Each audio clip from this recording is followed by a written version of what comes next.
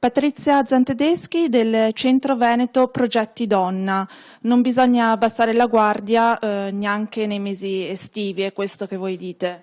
Sì, è la riflessione di ogni anno, ma quest'anno in modo particolare, perché proprio abbiamo visto che non c'è stato il minimo periodo di vacanza, ecco, su questo piano. Ecco, tanti casi, almeno una trentina di donne si sono rivolte a voi in questo mese, quindi insomma è un dato un po' allarmante. Nei primi 10 giorni possiamo dire. È allarmante, ma conferma comunque la tendenza di questi ultimi 2 anni, 2 o 3 anni, perché già quest'anno l'avevamo già ribadito in altre occasioni, abbiamo già più di 500 donne che si sono rivolte al centro antiviolenza. Ecco, cosa si può fare per stare in guardia, insomma, una donna cosa deve fare?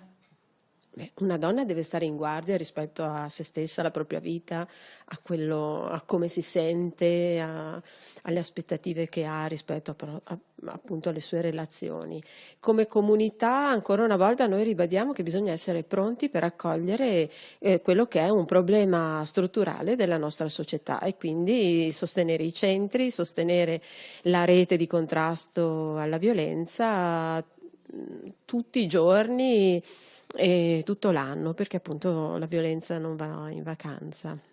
Ecco, come sta questo Centro Veneto Progetti Donne? Insomma, in quante siete a lavorarci, anche come volontari immagino, quindi insomma è impegnativo ancora di più.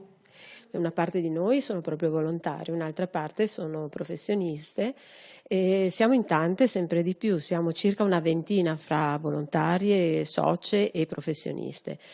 Il lavoro è tanto, moltissimo, il centro sta bene, l'impegno è tanto, abbiamo anche molto entusiasmo nonostante comincino a essere un po' di anni che siamo così sul campo.